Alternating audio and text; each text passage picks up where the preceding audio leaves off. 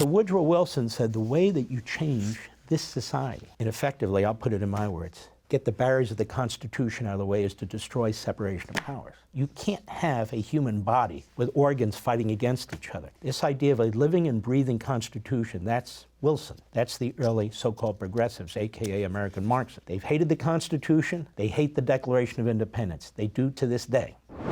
And he said the way to change the country is from the top down. This massive bureaucracy of experts, look how expert they are, by the way, and judges.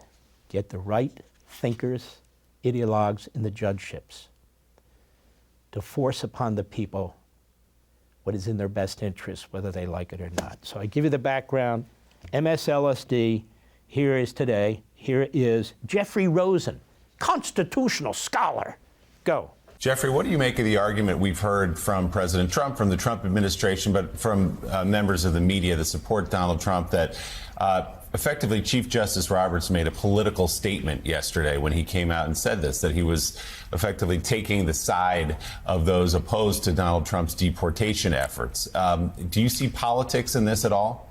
No. This is the opposite of politics. Yeah, exactly. Chief Justice Roberts said that politics must play no role in attempts to remove judges. And in fact, in Chief Justice Roberts' end-of-year report, which was issued before the Trump administration, he decried criticism of judges by both Democratic and Republican partisans. So stop there. Now, you can exercise free speech. In fact, he likely, I don't know, but the left, their lawyers, their judges will come to the defense of Mahmoud Khaleel, who has ties, or at least promotes the agenda of these terrorist regimes, who's one of the leaders of a group that calls for the extermination of Jews. But can you prove it?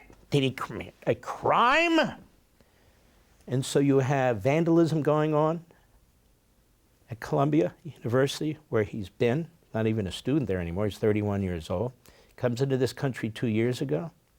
Obviously was, when he got the student visa, concealed what his true intent was. Now he gets a green card. And they're chasing Jews. They're threatening Jews. Jews can't go to class. There's all kinds of vandalism taking place, physical assaults, including against police. In other words, there's a January 6th happening there every day. But that's January 6th, Columbia. You know what it is in Columbia? That's free speech. So they camouflage all of this vile Marxism, Islamism, the fusion of the two as free speech, when of course it's not. But you and I, according to Jeffrey Rosen and the Chief Justice, should keep our mouths shut. Don't you criticize these judges. Excuse me? Excuse me, the government belongs to us. I'll criticize whomever the hell I wish. And if the judges are acting tyrannical, I will certainly criticize them. The same party that's attacking Supreme Court justices, the same party that wants to destroy the independence of the Supreme Court, the same party that wants to expand the numbers of justices so they can control the Supreme Court. Go. On the basis of disagreement with their rulings. It is urgently important to recognize that the Chief Justice is saying it doesn't matter if you're a Republican, it doesn't matter if you're a Democrat. If you disagree with a judicial decision, you appeal it. And ultimately, the Supreme Court has the last word. This is the very, very serious attempt to keep politics out of the judiciary. Okay, thanks, pal, for nothing.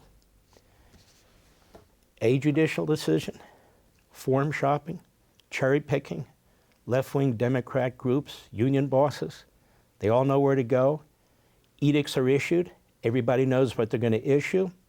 Ordering a president around. If this is stopped, we lose the country the way Israel's lost their democracy to their judicial oligarchy. This is judicial tyranny. Tyranny has many faces. It could be in one president. It can be in a legislature, Congress. It can be in a judiciary. And it's been all of those throughout human history. No, free speech is our savior. Speak out loudly. I'll see you next time on Levin TV. For all this and much more, sign up for Levin TV.